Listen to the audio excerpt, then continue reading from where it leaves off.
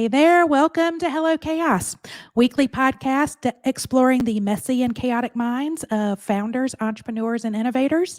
We talk to founders from all different industries, different company stages of all shapes and sizes. We hear the real, raw, and unbiased founder stories, and why our mantra is where aha meets oh shit. We have new episodes that drop every Sunday, so it helps you get ready for the week. Hello Chaos is one of the many resources brought to you by Orange Whip. That's Orange Whip WIP for work in progress. Orange Whip is a multimedia company dedicated to serving founders and entrepreneurs in affiliate cities through hyperlocal media platforms that are designed to inform, inspire, and create connections to help founders succeed. Orange Whip is an all-in-one content hub with fresh and engaging stories, curated calendars, dynamic roadmaps to help founders navigate their local entrepreneurial ecosystem. We've done all the hard work for founders, so they only need to go to one trusted place to find the local information they need. My name is Jennifer Sutton. My friends and family call me JJ. I am the founder of Orange Whip and will be your host today. We have Christian Wallace on our podcast today. He is actor, director, cinematographer with 67 films, the man of many talents. Welcome, Christian. Hey. And How are you doing? I'm good. It's 74 films. Wait, 74 yeah, films. I think you said whatever it was. I did say I said 67. I wrote it down. 74. Okay, so so welcome to chaos. Thank you. I mean, that's a good way to start it. I mean, come on. That's right. So okay, tell me about what's the name? What's the significance? Is that like a street address that you grew up on? No, it's my current address. No, it is. My father played football in high school and college, and those were his numbers. And he passed away 10 years ago as my career started to kind of take off. That was his homage. I was like struggling with a name for the company. I was like, what am I going to call this? It needs to have meaning. And it just, I was like, well, that's going to be it. It's just 74 films. Yeah. All right. Yeah. Well, I'm excited you're with us today. I'm excited to be here. Thank you. And I'm excited to see you. I cannot believe that it feels like it was a minute ago that we were working together on a project. And you were like, Jennifer, that was in February. Yeah. I mean, time flies. My God, February, it's going to be here before we it'll be a whole year. Yeah. Okay, so tell us about your entrepreneur. You said 10 years ago, you kind of took off in your career. And so tell us about your entrepreneurial journey. Oh, gosh. Well, when I was in high school, I always wanted to since I was a kid, really, I wanted to be a filmmaker and an actor. It was like no question. It was always going to be it. I mean, every week I would come home and I'd be like, well, I'm going to be a lawyer or I'm going to be a doctor. And it's like, no. You're like, no, I want to be either in front of the camera or behind the camera. Yeah, I just want to be everything. And I was like, I had too many career choices. I was like, I want to do this. I want to do that. And I was like, no. So in 2009, I moved out to LA and immediately got a job working as a production assistant, which was very lucky. Did you work for a studio as a production assistant? Kind of like Magical Elves is the name of it. Okay. They produced Top Chef and lots of other shows. So I got to I was an office PA and I would bounce between downtown Los Angeles and then Sunset Boulevard in Hollywood, which was great. Go back and forth and do runs and errands all day. Yeah. And it was a really amazing experience because, to be thrown into it immediately. And in our office space, one of my favorite directors, Christopher Nolan, was shooting his film Inception. What? Yeah. So it just happened that I got to actually go on the set because the building manager knew that I was a fan and brought me around. I got to meet crew and things like that and got to see him kind of direct briefly, which was really cool. See that behind the scenes. Yeah. Mm-hmm. Yeah. And so it just kind of that mystique of the film industry was just never there, kind of, because it was that wall just was dropped immediately. Wow. It was this is accessible. It's it's attainable. Right there. Yeah. Right. You've got to work hard though, and you've got to put the hours in if you want to have the success. Yeah. So yeah. So then you said, okay, I'm going to get into it. Did you go into acting route and really jumped into that, or did you go behind the camera? What was that next journey? So the next journey was I was out there and I took a class, and then I was working so much I wasn't able to really focus. and my dad's health was kind of declining, and I knew that like things were happening in the East, so I wanted to kind of be close to him. So I decided to move back East and move to Atlanta.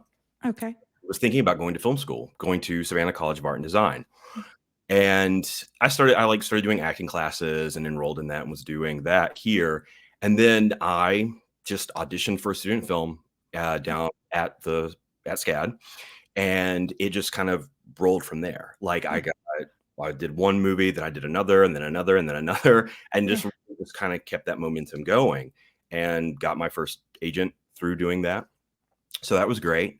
And like I said earlier, about the film company, unfortunately, my father passed right around that time. So that kind of, really, Sorry. yeah, it just threw kind of a wrench into everything for a little bit. Yeah. So, so you start trying to figure out like your next path and what your next journey is. So, Right.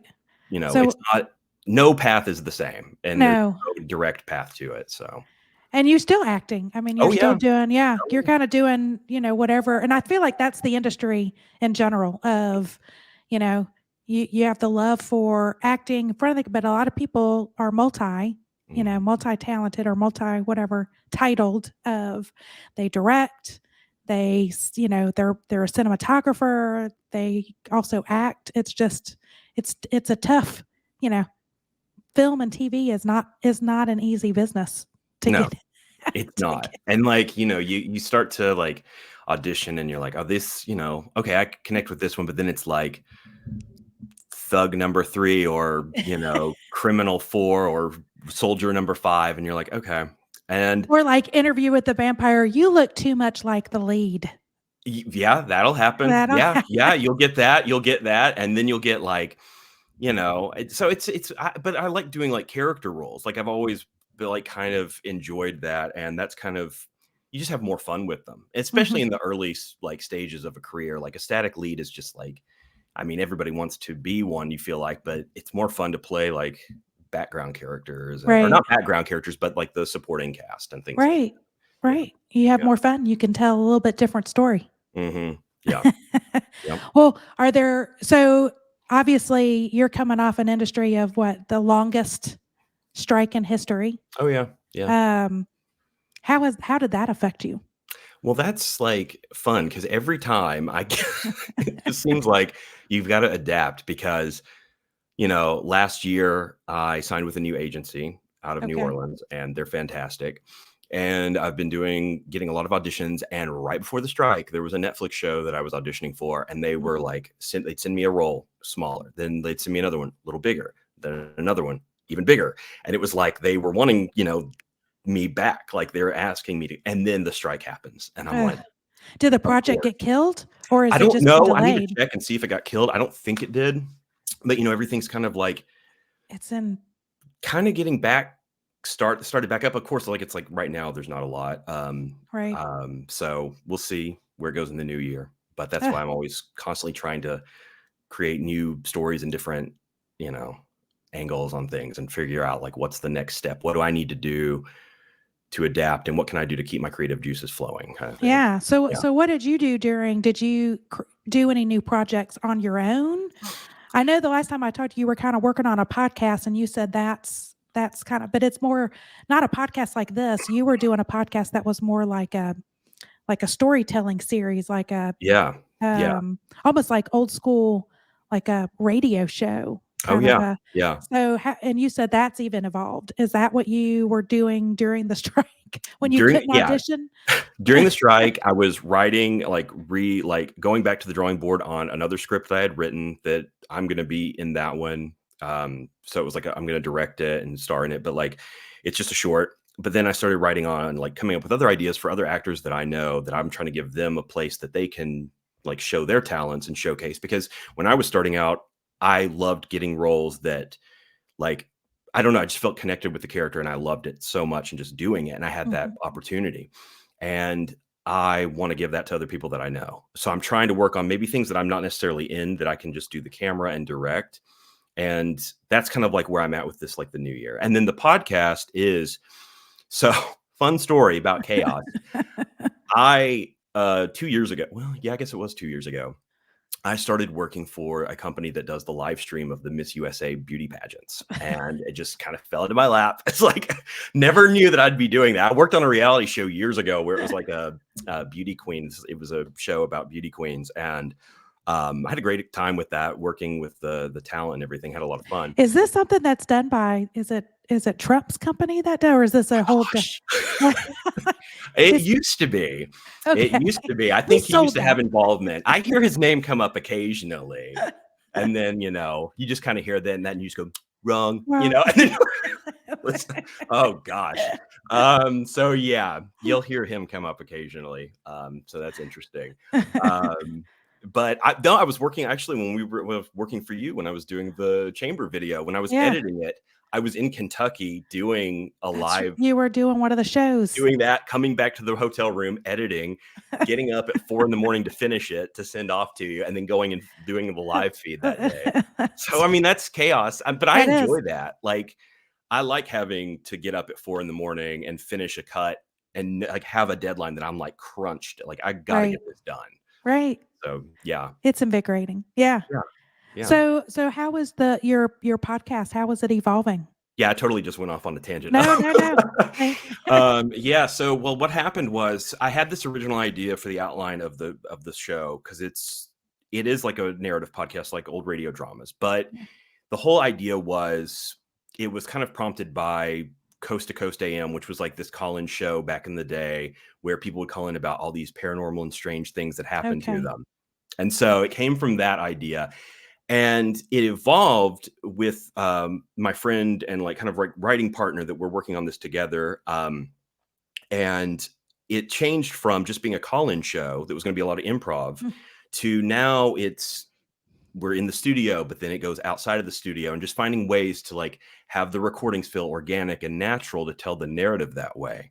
And now it's got like a whole cult thing involved with it. There's a whole big story. It always, like, I've got to just keep things simple. But I love to get like into that, because I know we had talked when I worked with you. You're a big fan of Supernatural, right? Yeah. Yeah, Yeah. yeah. Yeah. And so it's kind of like people love that stuff, and like Oh, having that world building and the when you've got like the what is that show? Was it Ghost? It's not Ghostbusters, but it's the stupidest show on cable. Are you talking about Ghost Adventures? Yes. Oh, God. It is this, like, it's been going on for what, 20 some seasons, and they've never had any paranormal That is activity. It's the dumbest show ever. that is my guilty pleasure. I don't even like saying guilty pleasure, but I haven't watched it in a while. But I used to watch it with my friends. I watch it just to make fun of it. That's what I mean, like, oh my gosh, I love it. Just Zach Baggins, like, we're gonna go and find a ghost today. You don't. And he just always is taunting them. I'm like, if they're real, why are you taunting them? That's right. And like the equipment, that's not real. I mean, like, he making stuff up. Yeah. So I don't watch it like religiously. I just, it's when you just find it and you're just like, oh my gosh, I cannot believe this show is still on air. I cannot believe that.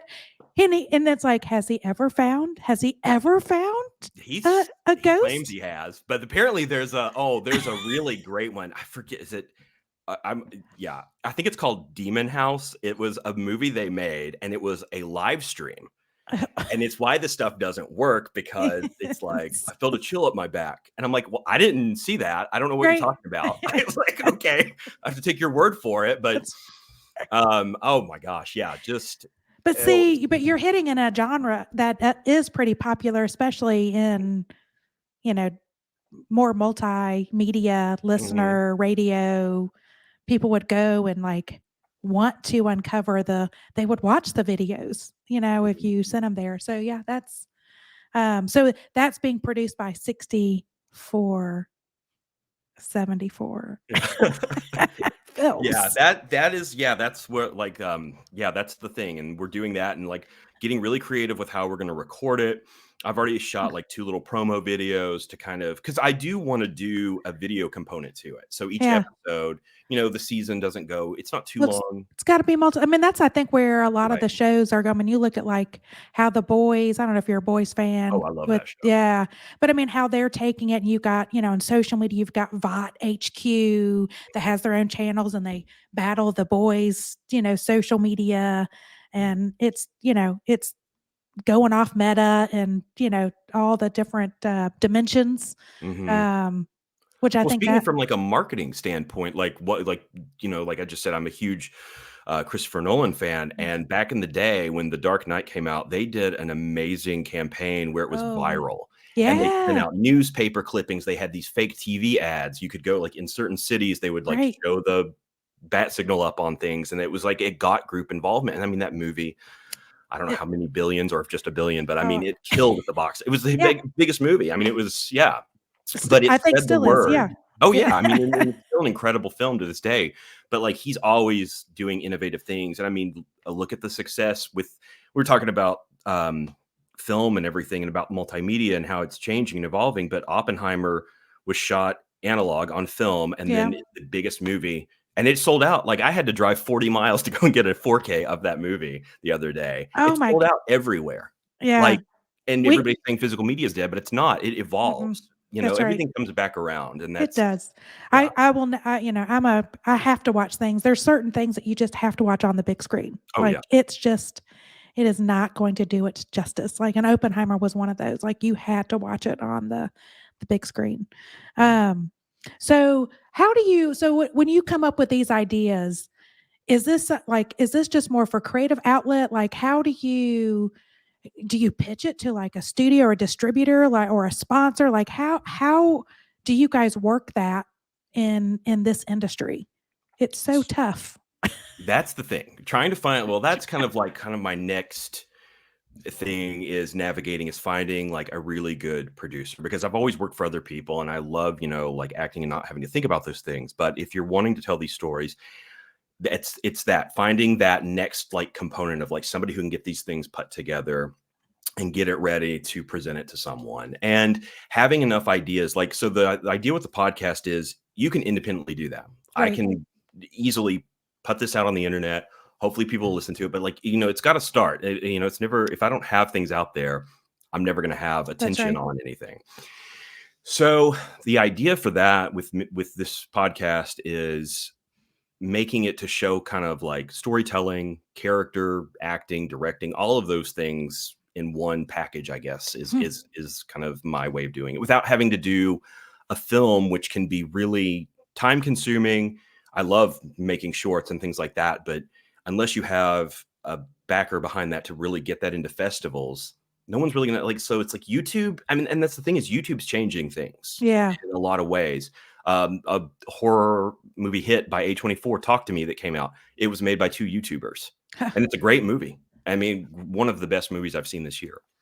So, I don't know, coming at it with, like, a different angle and working to get this show ready and then kind of pitching it, I guess, to Yeah. Do you studios. is there a certain way, like, do you have to put together, is it a pitch book? Is it like a do you just show kinda like, "Hey, this is a mock-up of it?" You kinda get a feel?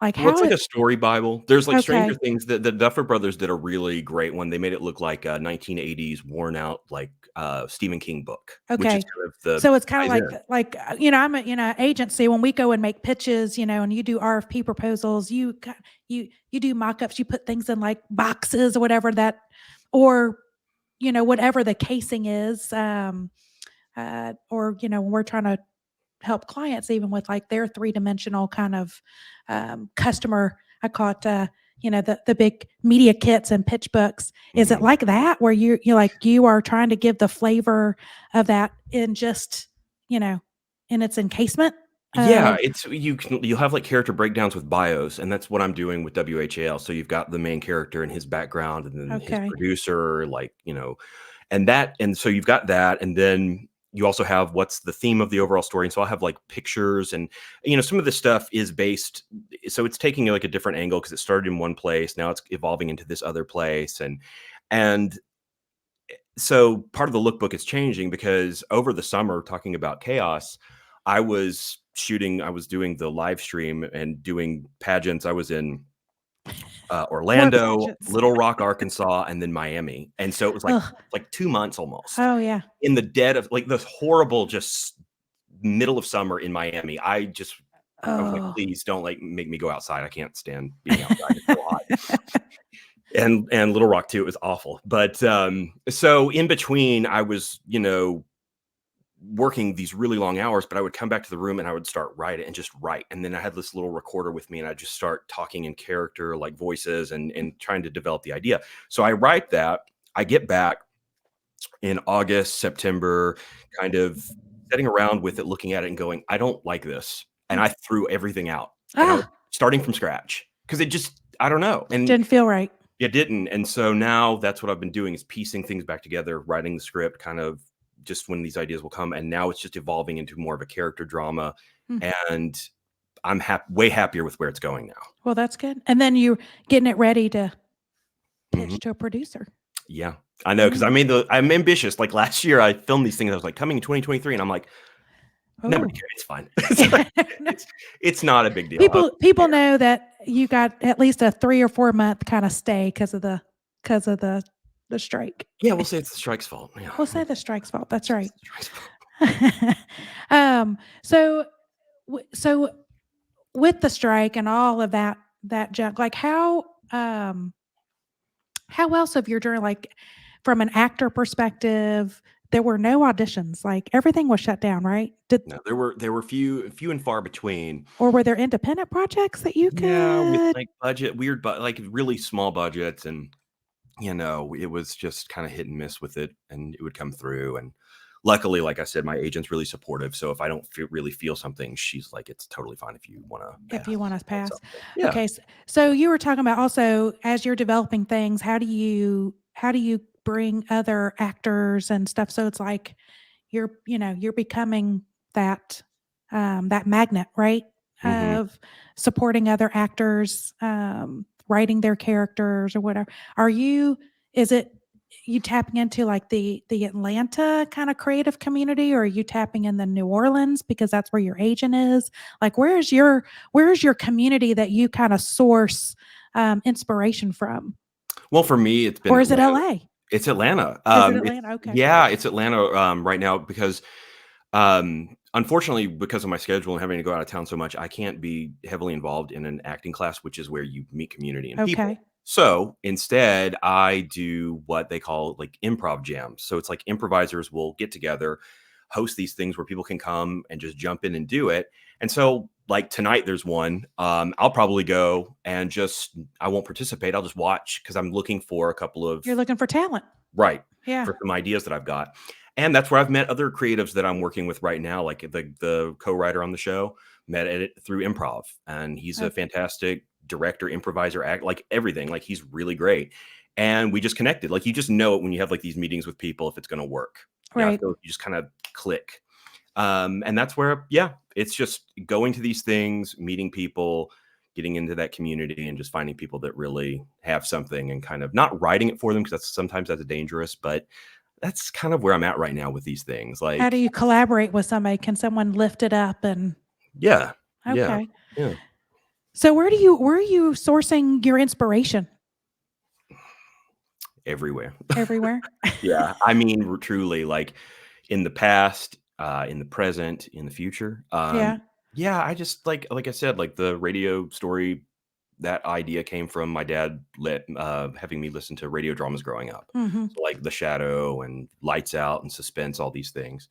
And I don't know, very often I feel very drawn to like horror, but I don't want to make a horror movie, but there's always elements of that in stuff that I'm doing. That's right. Because I don't want to make a straight up like genre picture, but like it's nice to always kind of have little bits of horror in something. Yeah, a little thriller. Well, put you on edge. Yeah. So how do you deal with stress? I mean, you're juggling a lot. Like you're cinematographer, kind of running these beauty pageant shows, and filming, and then you're producing, and act like how are you dealing with? How do you deal with stress? The gym. The That's gym? the yeah. I was not a gym person, really. Like, I always wanted to, like, do working out stuff, but it wasn't until a couple years ago that I just signed up for a membership, and I was like, "I'm just gonna do this. I'm not gonna So they try got to." you. They Yeah, got you. they got me. Well, it was Planet Fitness, which everybody makes fun of. I'm like, "I don't care. It doesn't work. It doesn't matter to me." Like, it works for me. Like, I go in, I do what I need to do, and I leave. And yeah, it was that, and not killing myself, just going, all right, I'm going to do this when I'm there, and I'll go every other day. And sometimes I go every day. It just depends. But like, it was just, and I just That's your saw the difference. discipline. Yeah, I saw that change happen after that. The discipline, also just being able to carry camera equipment and to be able to shoulder a camera for like an hour or 2 hours at a time. Ugh. It really helped with that, because, I needed to build up some muscle, because I just, and that's You true. don't even think about it. Mm-mm, Yeah. no. That would be important Yeah. to Like, do. sitting there with a camera and you're, like, hunched over and you can't lift it. It's like, yeah, I needed to. So, what do you feel has been your greatest kind of aha moment, whether it's been in your journey or the industry? Like, what's the biggest aha moment you've had? Hmm. Oh, I stumped you. Ooh. No, I'll tell you, I don't know, this might be a good one, and it's not to be, like, a negative thing, but, um, in the industry, there's always gonna be, temperamental personalities. There's Mhm. gonna be people who don't agree, and you thought they had your back, and then they don't anymore. Right. So, people are gonna let you down, but you don't let yourself down, I think. Like, that's because 'cause you've always gotta have your back, because others are gonna let you down, but you That's just gotta right. keep going. So, there are people that don't, but, I mean, everybody's gonna, let you down at some point in some way. It doesn't have to be a huge, like, grand scale letdown, but Right. yeah, Right. All yeah. right. I don't know if this is somebody, we've got a comment that's come in from a Noah Stevens. Is that Mm, somebody you know? no. Okay. Hey, Noah, we'll give you a shout out. We're having a great time. Someone's like, hey, are you guys having a good time? Yes, we are. Um, I was like, well, maybe they're a fan of Christian. I know a Noah, but not a Noah Stevens, so. Well, it's somebody that one of our fans, I guess. Oh, cool. Um, so okay, so what has then surprised you the most about journey, industry, work, the like surprised you? Oh well, I was like more of like an oh shit, like the oh shit moment of like motherfuck, and Like, how'd in you handle it? like a, "Oh, shit good," or "Oh, shit bad"? Like oh shit, bad. "Oh, shit bad." Yeah. Ooh, I don't know. Have you had any bad oh shit moments? Oh, yeah, sure. You're like, Um, "That I wanna share." yeah, I don't know, like I said, the not having the back, like, having someone that I really thought was on my side and then just totally, like, pulling the rug out from underneath me happened, like, Like a quite a few backstab? years ago. Yeah, Yeah. yeah. Was this in business or was this kind of in a, as in, like, was this like a business venture, or was No, this but it more was like somebody on a who job? it was like a job that someone that I thought had my back helped me get, and then just kind of didn't have my Mm, back. yeah. I've Yeah. been there. Yeah. In an abusive situation with the client. It was a very abusive client, and it was like, Oh, someone threw you under the bus. "Oh, yeah." Yeah, and yeah. Did not take accountability for Oh, their own. but stand up for yourself, because it was not that long in the grand scheme of things, but it was a thing that turned into, I'm gonna say, it was a legal battle, but I Oh, ended up yeah. winning, and because I stood up for myself. Absolutely. Yeah. I mean, that is a lessons are you've gotta do that. You've gotta, Mhm. um I had that experience at my year 3 in business. I had, a close friend who I thought I knew. Mhm. Um, we are clearly not close anymore, but, someone that I thought was a friend Mhm.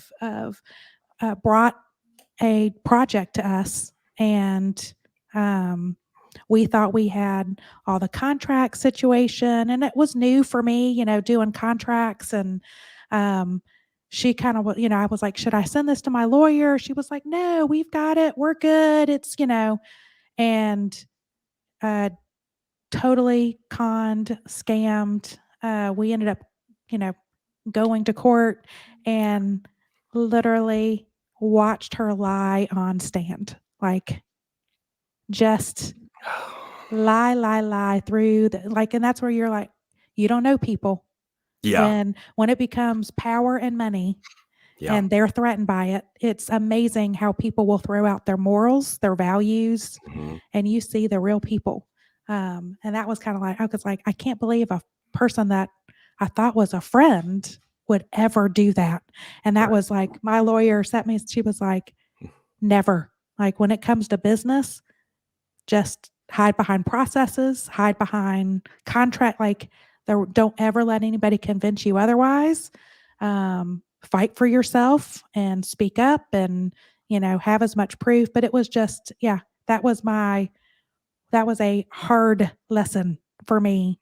And it hurts, especially when when you think you know somebody. It Yeah. makes it like it burns even worse. Oh, Like yeah. it's like salt in the wound. Mhm. Not that, yeah, it's shitty to go through court and legal and all that if it's a stranger, but Mhm. when it's a friend Just or all that. I'm just like, I all want to that, avoid all that as yeah, much as like, I've seen that and I'm like, just avoid it. I just Uh, avoid it. Like, and that's where like that was our we kind of told ourselves of that was the whole legal process going through that and getting lectured by my lawyer who was just like, you're new, like you are going, you are three, you're less than 3 years old as a company. mhm. People are going to take advantage of you. So they're going to throw these big projects and just know you need to get your contracts, stand by them. If people are arguing about your rules of engagement, do not do business with them. That Mhm. was like, I'm like, yeah, but I want to do business with them. I want that project. And they're like, it's not worth it. Because if they are willing to bully you into changing your rules, I mean, there's some things that you can negotiate, but there are some, you know, your deal breakers. And they're like, when you uh, go against those, Mhm. and when we've modified those over the years, like we've said, oh, we have been burned every single time. Gosh. And that's why the last like 3 years ago, we were just like, this is it. We have been burned enough. Mhm. It doesn't matter. It's we hide behind our processes, we hide behind our contracts. They're there for a reason. Mhm. Um, but yeah, but that first one, man, that hurt. That Yeah. hurt. That was painful.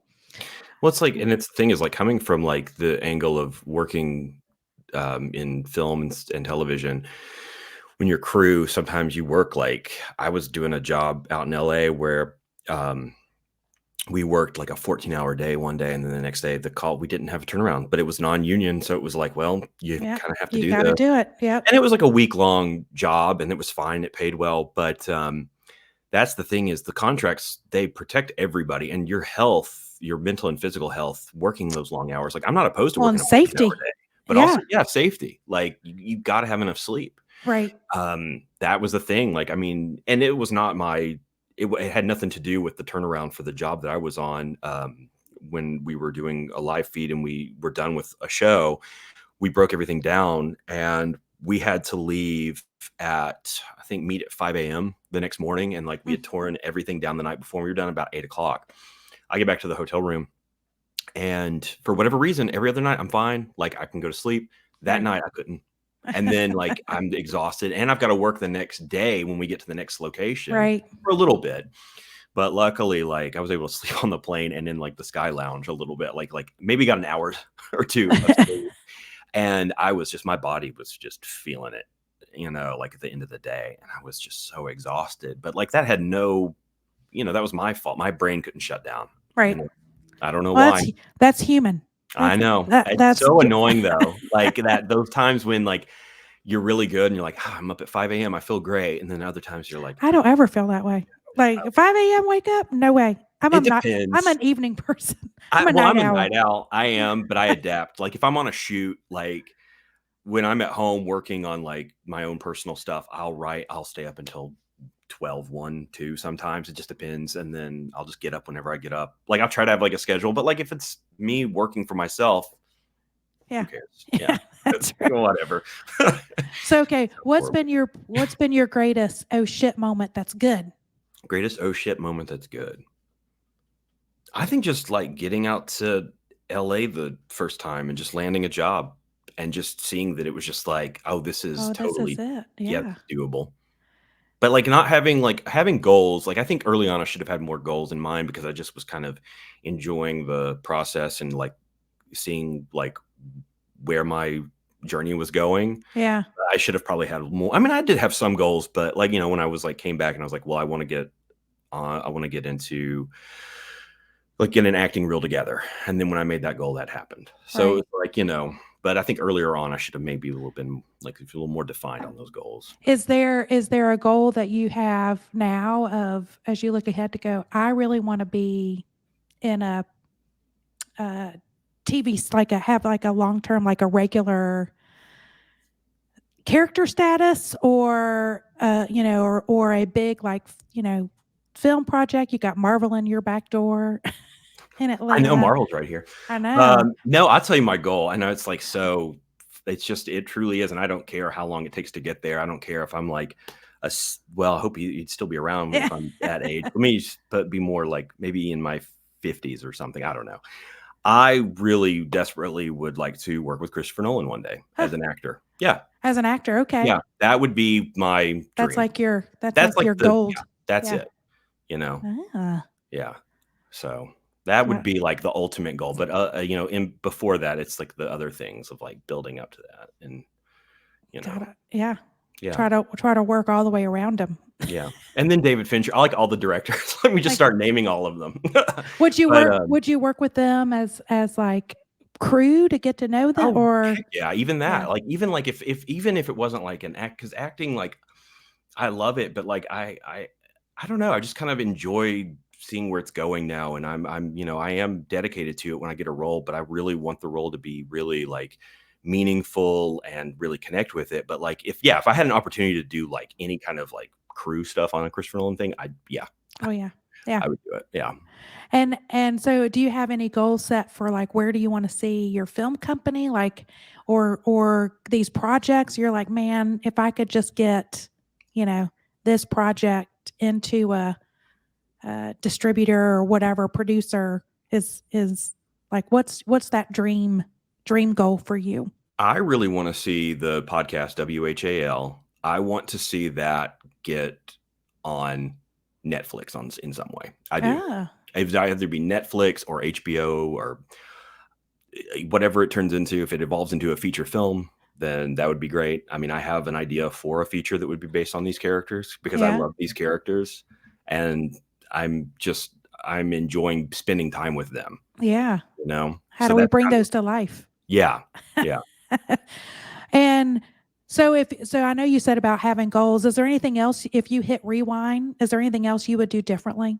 No. The No. journey has taken you where you Yeah, needed to go? I don't know. Like, I mean, you could say all that, but it's like because I look back and I'm like, well, maybe if I'd done this, I'm like, but I got to this place because of this, and then now I'm here because of that. And to me, no, because like it really has shaped me as a storyteller with the things that have happened to Hmm. me. I mean, like you got to have experiences. You can't just go in a classroom and Yeah. you know, like so all the good and all the bad. Yeah, All yeah. right. Yeah.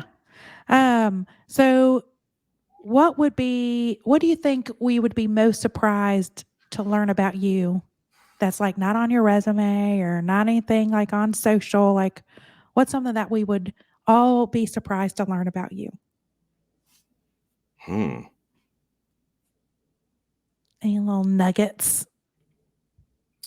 Well, I do post photos of my cat, so you wouldn't be surprised about this, but, like, I am a sucker for, like, doing like, helping cats because during the pandemic, there was a mama cat that gave birth to kittens Oh, around where I was staying at the time, and, so you got some new I just kinda took care of them, helped take care of them and get them, I've done that, like, raised kittens and, like, fostered them, and so I'm very, like, gentle with that kind of thing. I don't know, I've real soft spot for animals, for felines. for felines in particular, but For all fe- animals. But Do yeah. you have any? What's the cat's name? Is it a fun Oh, it's Cal. cow? Cal. Why? Why? Okay, so I was living in California at the time. Okay. He was a rescue. He was found underneath a truck tire in like I can't even remember where, like north of Los Angeles. And he was 2 weeks old, maybe. So I had to like bottle feed him and everything. Oh And my gosh, you are yeah, a so caretaker. he looked like a little bat. And my girlfriend at the time was like, "Oh, he looks like or this like breed of bat." And I was like, "Oh, that's too long of a name to call that cat. So let's just call him Cal."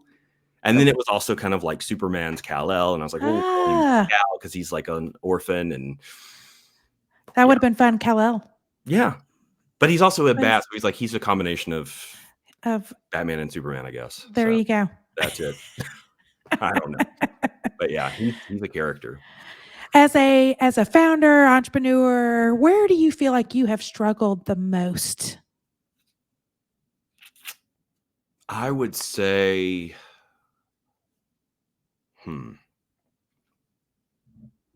being able to really focus. Mm, I think that comes back to getting into the gym because it really helps my brain to focus. yeah, So when I do that, I'm able to come back and really hone in on things. But also getting up to do the task. Because once I'm in the rhythm, it doesn't stop. But right. It's getting just myself getting it there. there. Yeah. Yeah.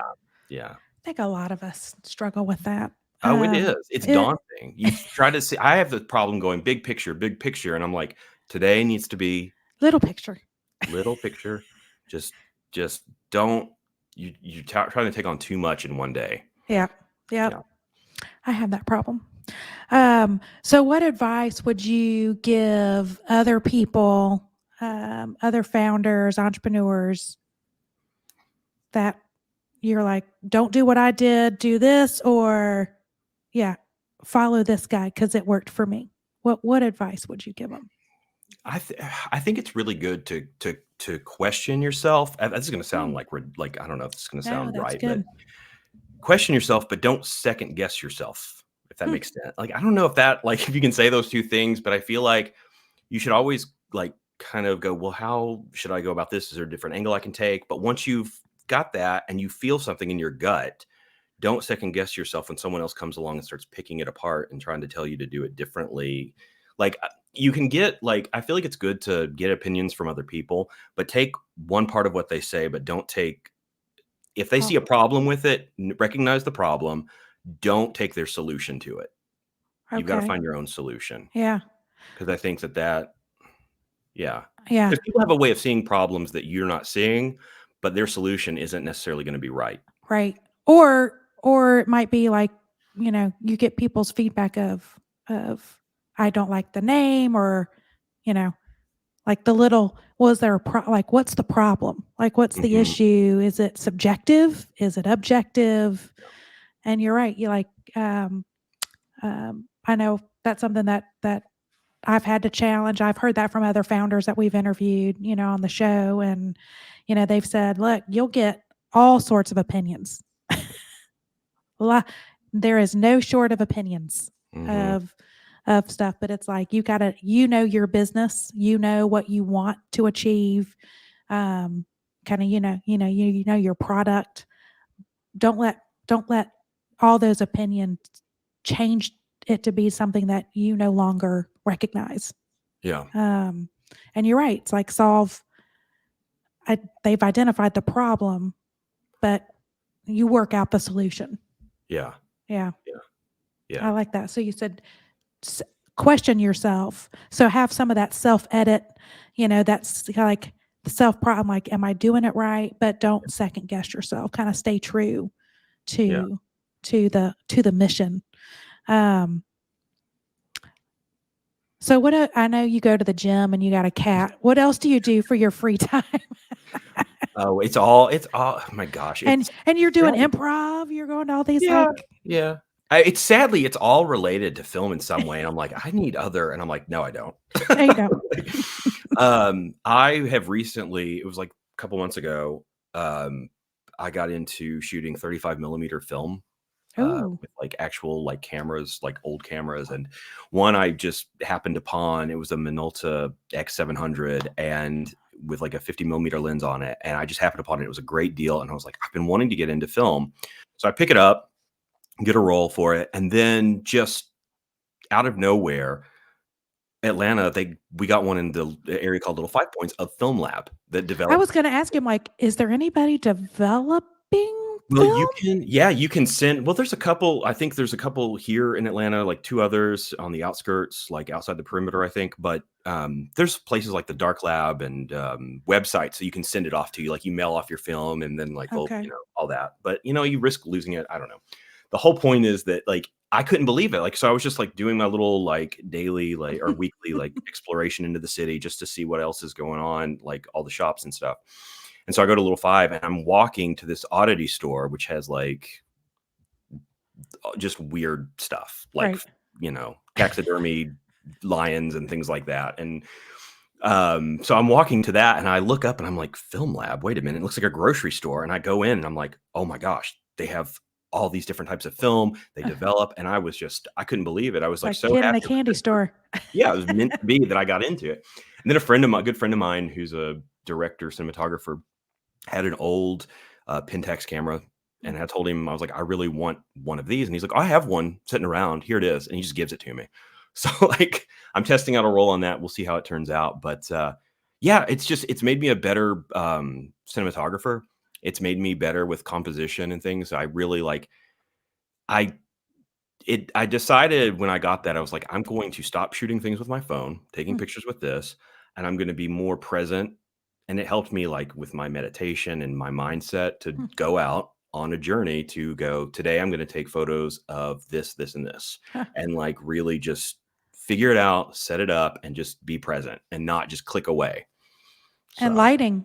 oh yeah. And the playing with lighting and all that. It's just beautiful. And there's just nothing quite like it, but it's just like, yeah, it's every time I get into something, I just read everything I can about it and I get obsessed. And then it's just like, Do you think we'll see a comeback? Oh, yeah. And like in the big industry of film and TV, do you think we'll ever see the comeback of? Well, with Christopher Nolan shooting and creating black and white 65mm film, Yeah. Kodak created it, never existed before that. I mean, we'll see. I don't know. It's possible. It's possible. We're seeing vinyls all make a comeback. Oh yeah, and physical media again. Like I don't know. I think people want to have, and that's true. It's like if you buy something on streaming, the streaming services can come in and take it away, and then they can like tweak it. You don't own anything. You don't. You used to, like that was the thing. Digital, you used to be able to download it and put it on a hard drive or something. Right. I don't know. I still, if I can, if it's in my budget, I'll buy physical media just because I like having it on the shelf. Well, it's like, that's the thing, all these, TikTokers and YouTubers, it's like, if it goes, you've lost it.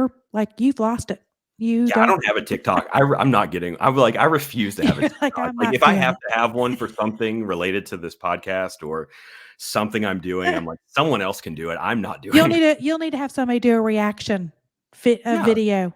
There you go. On TikTok for you. I can't. Like you're like, I can't refuse. I do Instagram like once, and that was funny because that's where this request for this show came through because I don't get on there anymore. Yeah. Really. And I was like, wait, what? And I was like, you're like, I better. Why is somebody DMing me? But like, a lot of my friends will message me on there, and they're like, I messaged you about doing this. I'm like, can you just text me or call me? Like, I don't check this stuff. It's like, I don't. Yeah, I try to get away from it because it's a necessary evil. I get it, but it's not my mindset. Like when I got off it and started writing, I just saw how much more creativity I had when I got out of that. I don't know, just the toxic Instagram hole. Yeah, it is toxic. It's very toxic.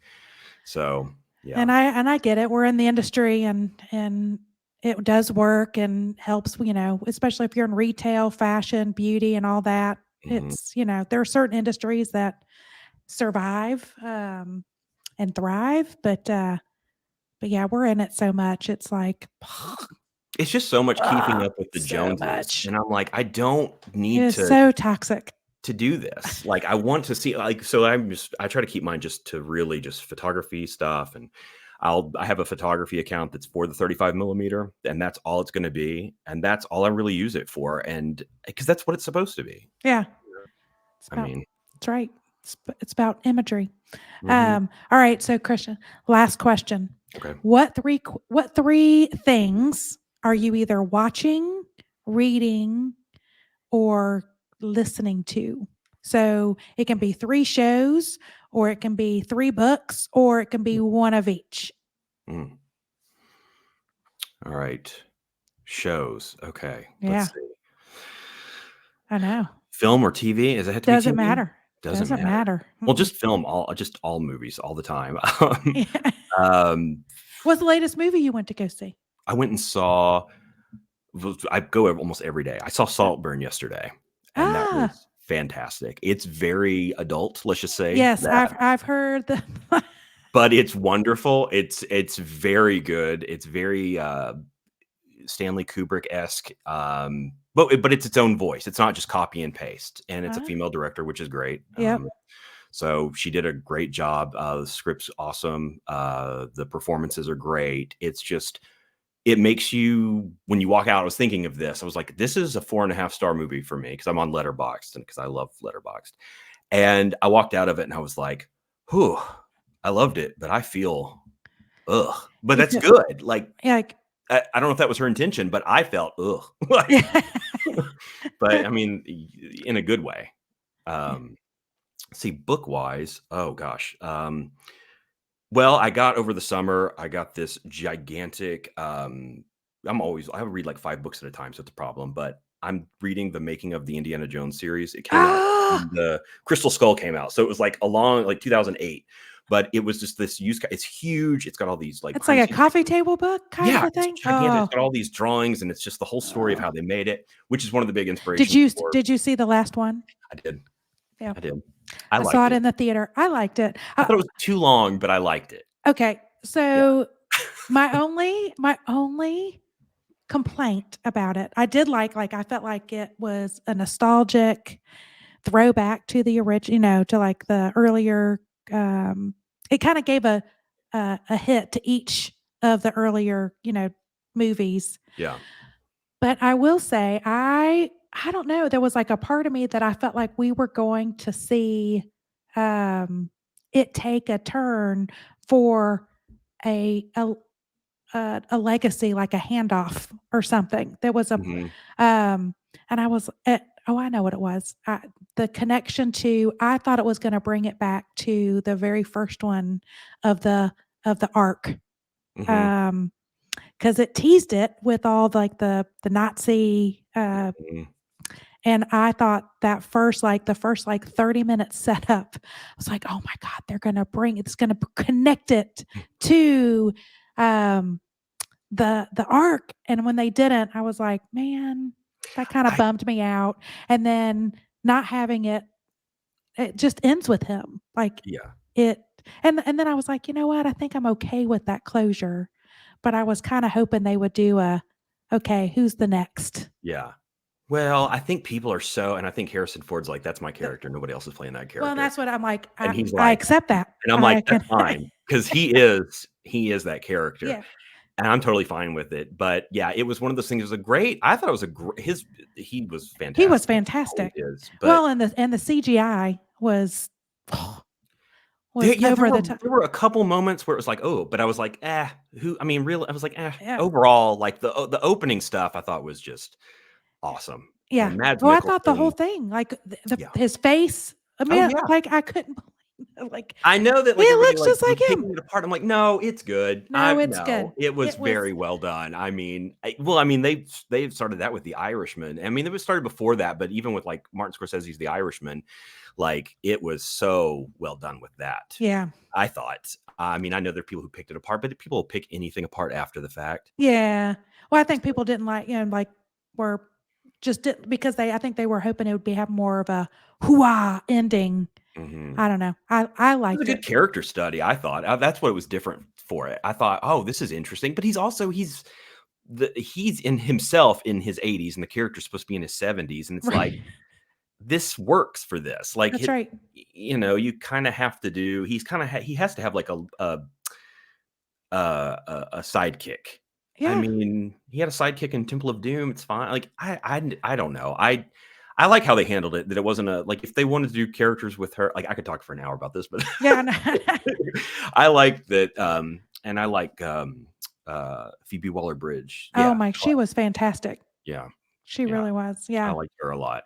So Yeah, you have this coffee table book I have the coffee table book, and I that love. And doesn't include that movie. It's no, all up to everything Crystal but that. Skull, and then it's like, well, those are the Spielberg ones, so it's like it's fine. Those are Yeah. the ones he directed, and this one was James Mangold, so it's like that's all right Yeah. that it's not included, and get the separate book for that one. But it's just I don't know. I really like the talking about an entrepreneur, George Lucas's mindset, like with what he did.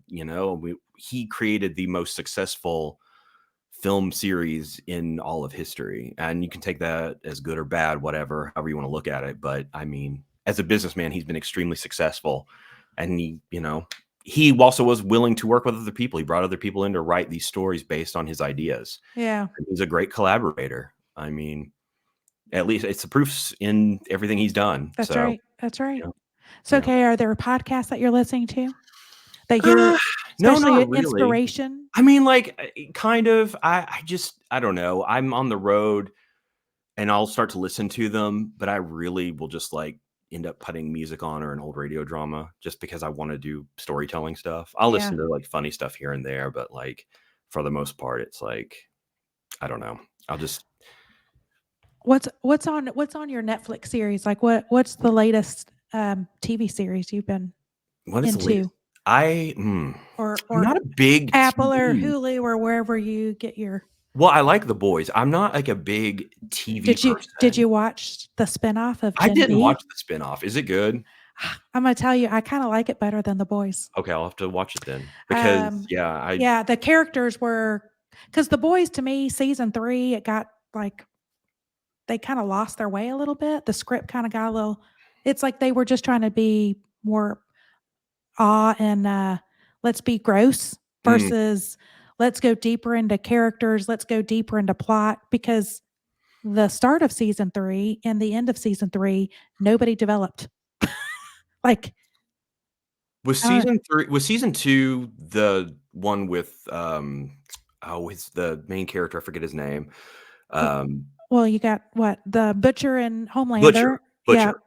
Butcher. Was that the one with the child and his Hmm. wife? And then season 3 goes into uh, the son. They're trying to protect him and keep him from Homelander. Homelander. Yeah. Yeah. I don't remember much of And season 3. then you had exactly. It's like Yeah. the only thing that it was very a lot of grotesque stuff, which is Mm, great for like yeah. CGI and cinematography and like that kind of stuff. And then you had the introduction of Soldier Boy character, That's right. but there was Yeah. nothing that was like even Soldier Boy character was like, well, that was kind of a fizzle. Of Well, it's like, what do you do with that? yeah, It's Captain America, and Captain yeah, America isn't that compelling. Well, I mean, although the Marvel movies, I think they did make him more interesting when they started yes. those movies than you could with that kind of character. Yeah, so it was just, it But was just intro. But yeah, Gen V, it was like I felt because season 1 of The Boys was fantastic. It really kept you hooked. You got mhm, in. I felt like Gen V was similar to that. Of they did great characters, but the way that they set it up is the season 1 of Gen V takes place right before, so it sets up season 4 of The Boys. mm, So from a timeline perspective, it starts at the end of season 3 of The Boys, and that's the timeline of it, and so it it's one of sets those up shows. season 4's, yeah. So the way that they tied those in Yeah, I thought was fantastic, but the characters, just the whole plot, yeah, and every episode kept you going, and now you're like, okay, great. Now you're looking forward to season 4 of The Boys mhm, because now you want to find out what happened in to the characters from Gen V. But yeah, I mean, I enjoyed it. It was good.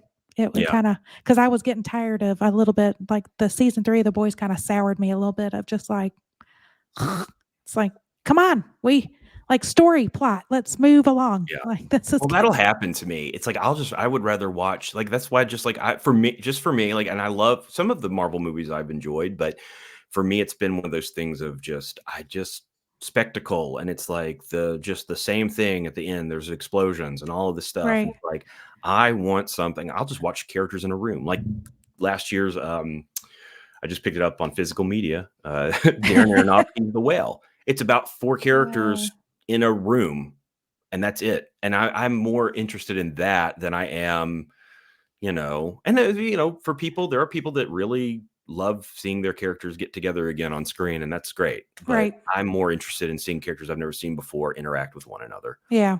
Well, And I like storylines. I like plots. I yeah, like, whether it's comedy, drama, rom-com. I just, I need something with a a plot that makes sense. well, that again was the whole thing with the podcast of going back to the drawing board. I was like, what do I do that makes this more interesting? So, like I was like, well, I need the personal, the dramas between the characters, Yeah. setting something up to You've make got it more. there's got to be something that Yeah. like creates that friction. Yeah, and so I was just like, "Well, And let's try and figure something out." And again, the Indiana Jones was a big inspiration for it, so I just decided to make two of the characters. They're divorced, but they're having to work together still. So I was yeah, like, "That's that's you don't see that friction. a lot. That's friction. That's a drama. Like, That's right. why are they still around each other? Like, what is? Everybody's got to be questioning like what's going on? What's going to happen? Yeah, Yep. yeah.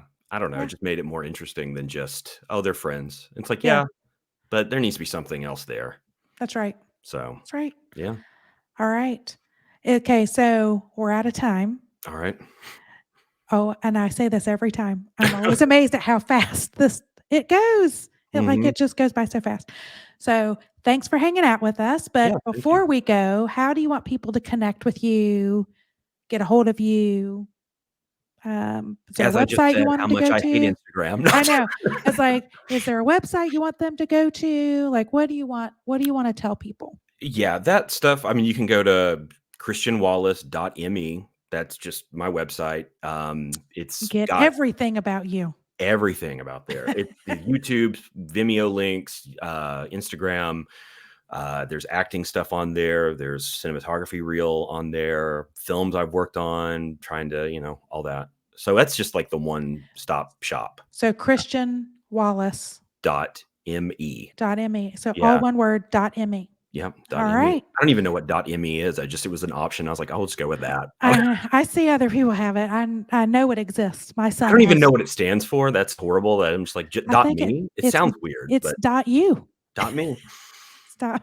It's better than .biz or like Well, .net. Like, that's right. It's yeah, right. yeah. .io or whatever. Like I don't know yeah. how many other .net There's statements are everything there. under the sun. We were looking at URLs the other day, and I was like, my goodness, the amount of options there are. You could do Christian Wallace .life. Christian Mm, Wallace. that's good. That's Like a good one. whatever. Yeah. Media. Yeah, Whatever you .media. Yeah, that's good. yeah, you could have it all. It's whatever .biz you is the want. funniest. I don't know why. It just is. But .me, I think that's perfect. Yeah. For everyone else, thanks for hanging out with us while watching us live. Again, this podcast will be published this coming Sunday and available on all podcast platforms. So go ahead and subscribe to Hello Chaos, like, comment, and share this great content. Help us grow a more connected entrepreneurial community. Hello Chaos is one of the many resources brought to you by Orange WIP. That's Orange WIP. It is a multimedia company dedicated to serving founders and entrepreneurs in affiliate cities. We are 100% free. Just an email to join the community. It's a one stop content hub just for founders delivered in a weekly email every Sunday. We are currently in 3 areas of South Carolina: Greenville, Charleston, Columbia, with goals to expand to be in 30 cities in 5 years. So every city needs to have an Orange Whip, especially if they have an entrepreneurial community. We are that connective tissue. So come check us out. Also, look for the new edition to drop this weekend. It's going to be on looking ahead and scaling and growing. So, great stories and stunning photography. Go subscribe and support us. Again, we're free. Find your city and enjoy. If you'd also like to be a guest on our podcast or support us, send us an email to hello@orangewhip.com. Y'all, thank you for tuning in to Hello Chaos. It is where aha meets oh shit. I'm your host, Jennifer Sutton, JJ, and I'll see you again next week.